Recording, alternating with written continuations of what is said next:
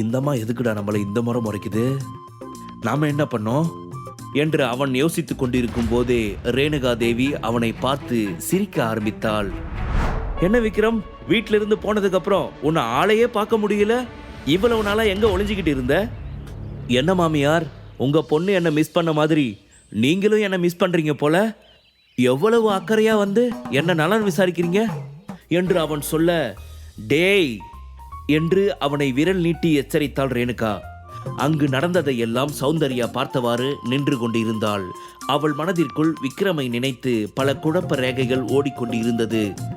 டேய், உன்னை நான் கழுத்தை நெரிச்சே கொன்றுவேண்டா என்று சொல்ல, கொல்லுங்க மாமியார், என் பேபியை பெத்த உங்களோட கையில சாகிறதுக்கு நான் பெரிய புண்ணியம் பண்ணியிருக்கணும் என்று அவன் முகத்தை பாவமாக வைத்தவாறு கேட்க, டே சரிதா நிறுத்துடா, என்ன பெருசா பேபி பேபின்னு உருகிட்டு இருக்க, இன்னைக்கு அதுக்கெல்லாம் ஒரு முடிவு கட்டணும் தான் இந்த கூட்டமே கூடி இருக்குது, அது உனக்கு தெரியுமா என்று சொன்னவர் சிரித்துக்கொண்டே, உன்னால இப்ப மட்டும்தான் இந்த மாதிரி பேசிக்கிட்டு இருக்க முடியும், இதுக்கப்புறம் எப்படி பேசுறேன்னு பார்ப்போம் என்று சொன்ன ரேணுகா ஏதோ நினைவு வந்தவராய், ஆமா உனக்கு எவ்வளவு தைரியம் இருந்துச்சுன்னா நீ சந்துருவை அடிச்சிருப்ப, நல்ல வேலை நாங்க உன்னை வீட்டை விட்டு துரத்தினதுனால நல்லதா போச்சு, இல்லாட்டி எங்களுடைய நிலைமை என்ன ஆயிருக்கும் என்று சொன்ன ரேணுகாவின் பார்வை இப்பொழுது சௌந்தர்யா பக்கம் திரும்பியது.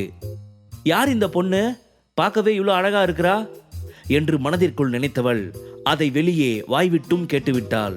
சௌந்தர்யாவை பார்த்தவாறே விக்ரமிடம், ஆமா இந்த பொண்ணு யாரு, என் பொண்ணை விட்டு வெளியே வரவும் புதுசா இன்னொருத்தி கூட சேர்ந்துக்கிட்டியா என்று ரேணுகா சௌந்தர்யா பற்றி உண்மை அறியாமல் பேசிக் கொண்டிருக்க, ரேணுகா பேசியதில் கோபமான சௌந்தர்யா இப்பொழுது முந்திக்கொண்டு, ஹலோ எக்ஸ்கியூஸ் மீ, வார்த்தையை கொஞ்சம் அளந்து பேசுறீங்களா என்று எச்சரிக்க, ரேணுகாவோ அவளை இன்னுமே அவமானப்படுத்த விரும்பினாள்.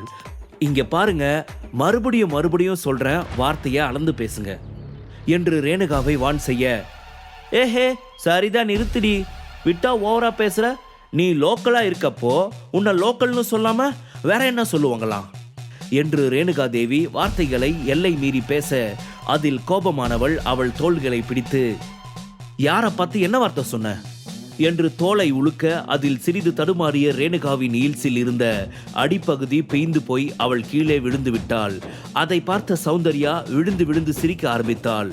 விக்ரமோ சுரபியை மனதில் வைத்துக்கொண்டு முடிந்த அளவு தனது சிரிப்பை கண்ட்ரோல் செய்ய முயற்சி செய்து கொண்டிருந்தான். அதே சமயம் கார் திறக்கும் சத்தம் கேட்டு மெதுவாக தன் கண்களை மட்டும் திரும்பி பார்த்தாள். அதில் சுரபி இறங்கியதை கவனித்துவிட்டு, இதுதான் சமயம், இதை வச்சு எப்படியாச்சும் நம்ம பொண்ணு மனசை மாத்திரணும் என்று தனது டிராமாவை ஆரம்பித்தார். தூரத்தில் இதையெல்லாம் கவனித்து சுரபியும் சரவணனும் என்னவோ ஏதோவென்று ரேணுகாவை நோக்கி வேகமாக ஓடி வந்தனர்.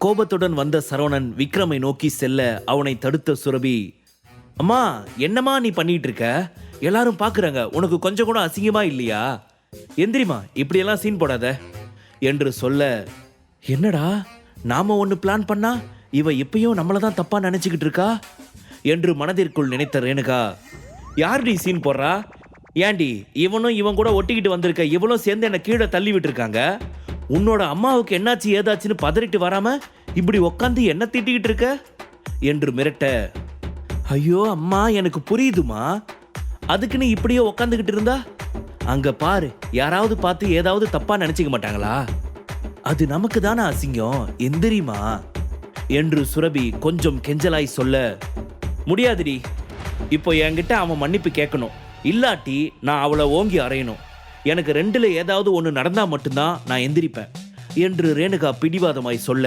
அவள் பிடிவாதத்தை கண்டு சுரபி, ஐயோ அம்மா என்று சொல்லிக்கொண்டு தலையில் கை வைத்து அமர்ந்துவிட, சௌந்தர்யா ரேணுகாவை பார்த்து, என்னது நான் உன்கிட்ட மன்னிப்பு கேட்கணுமா, வேணும்னா உன் கண்ணத்தை காட்டு, உன்னை ஓங்கி ஒரு 2 அறை விடுறேன், அதை விட்டுட்டு நான் மன்னிப்பு கேட்கணும் அது இதுன்னு சொல்லிட்டு இருந்த உன்னை நான் சும்மாவே விட மாட்டேன் பார்த்துக்க என்று சொல்ல, அதை தனக்கு சாதகமாக பயன்படுத்த நினைத்த ரேணுகா, பாத்தியாடி சுரபி, இந்த விக்ரம் இழுத்துட்டு வந்தவ என்னை எப்படியெல்லாம் பேசுறான்னு, நீ எதுவுமே கேட்க மாட்டியா என்று சுரபியை ஏத்திவிட, அப்பொழுது சௌந்தர்யாவையும் ரேணுகாவையும் கோபமாக பார்த்த சுரபி விக்ரம் அருகில் வந்து, விக்ரம் என்ன பண்ணிட்டு இருக்க, அவங்க உன்னை விட வயசுல பெரியவங்க, அவங்கள இப்படியா பிடிச்சி கீழே தள்ளி விடுவீங்க என்று கேட்க, பேபி உனக்கு மாமியாரை பற்றி நல்லா தெரியும், அவங்க எந்த மாதிரி சீன் கிரியேட் பண்ணுவாங்கன்னு என்று ஏதோ சொல்லி கொண்டிருக்கும் பொழுது ரேணுகா, யாரை பார்த்துடா சீன் கிரியேட் பண்ணுறேன்னு சொல்கிற? பாத்தியா உன் அம்மாவை இவன் எப்படியெல்லாம் பேசினான்னு? கேட்டியா? இதுக்கு தான் நான் இவனை நம்பக்கூடாதுன்னு சொன்னேன். என் பேச்சை எங்கடி நீ கேட்குற? இனிமேலாவது புத்தி வந்து திருந்து. இன்னும் இவன் உன்னை விட்டு முழுசா பிரிய கூட இல்லை, அதுக்குள்ளே இப்போவே இன்னொருத்தி கூட சேர்ந்துக்கிட்டு சுற்றிக்கிட்டு இருக்கான் என்று இல்லாத பழி ஒன்றை அவன் மீது போட அதை கேட்ட விக்ரமிற்கு கோபம் வந்தது. அவன் அந்த கோபத்தை வெளிக்காட்டும் முன்பே சுரபி அவள் பக்கம் திரும்பி, அம்மா எதுக்குமா இந்த மாதிரி எல்லாம் பேசுறீங்க? நீங்க நினைக்கிற மாதிரி ஆளெல்லாம் இல்லம்மா இவரு. ப்ளீஸ்மா தயவு செஞ்சு இப்படி பேசாதீங்க. என்ன இவ அவனை தப்பா சொன்னதுக்கு என்ன இப்படி பேசிட்டா?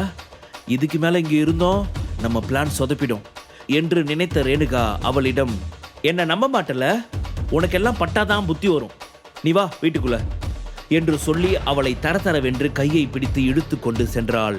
அவள் பின்னால் நின்று இருந்த சரவணன் விக்ரம் அருகில் வந்து, உன்னை வீட்டில இருந்து அனுப்பியும் உன் திமிரு அடங்கலையாடா, உன்னை நான் சும்மா விட போறதே இல்லை, இரு உன்னை நான் கவனிச்சுக்கிறேன் என்று சொன்னவன் அவனும் ரேணுகா சுரபி பின்னால் சென்றான். இங்கே சௌந்தர்யாவோ விக்ரமை முறைத்து பார்த்தவாறு, என்ன விக்ரம், இவங்க எல்லாம் இந்த அளவுக்கு உன்னை மட்டமா ட்ரீட் பண்ணிட்டு இருக்காங்க, ஆனா நீ இப்படி பல்ல காட்டிக்கிட்டு நிக்கிற? இதுவே உன்னோட இடத்துல வேற எவனாவது இருந்திருந்தா இந்நேரம் ரோஷம் வந்து வீட்டை விட்டு போயிருப்பான் என்று சொல்ல, இங்க பாரு சௌந்தர்யா, அவங்க ஆரம்பத்திலேயே பேசுனது நீ கவனிக்கலையா? நான் அவங்க வீட்டில் இல்லைன்னு தான் என்கிட்ட அந்த அம்மா நல்லா விசாரிச்சிச்சு.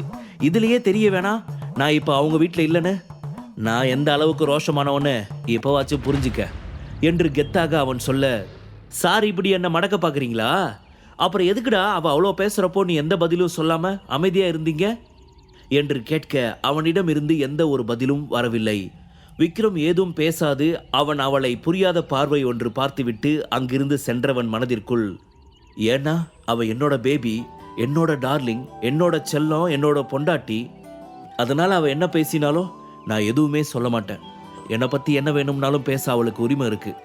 அது மட்டும் இல்லாமல் என் பேபி என் மேலே எந்த அளவுக்கு நம்பிக்கை வச்சிருக்கா, என்னால் இதை நம்பவே முடியல என்று நினைத்து சந்தோஷப்பட்டவாறே விக்ரம் வீட்டிற்குள் சென்றான். அவங்க எல்லாரும் விக்ரமை இந்த அளவுக்கு கேவலமாக பேசிட்டு போகிறாங்க, ஆனால் இவன் அவங்கள எதுவுமே சொல்லாமல் அமைதியாக இருக்கான். ஏன் அவன் இந்த சுரபியை அந்த அளவுக்கு லவ் பண்ணுறானா என்று நினைத்த சௌந்தர்யாவிற்கு சுரபியின் மீது அளவில்லாத கோபம் வந்தது. பார்க்கலாம் இதெல்லாம் எத்தனை நாளைக்குன்னு, சொல்லப்போனா இன்னைக்கே எல்லாம் முடிஞ்சாலும் முடிஞ்சிடும் என்று நக்கலாக சிரிப்பொன்றை சிரித்தாள். முழு கதையையும் கேட்டு மகிழ பாக்கெட் FM ஆப்பை டவுன்லோட் செய்யுங்கள். லிங்க் டிஸ்கிரிப்ஷனில் கொடுக்கப்பட்டுள்ளது.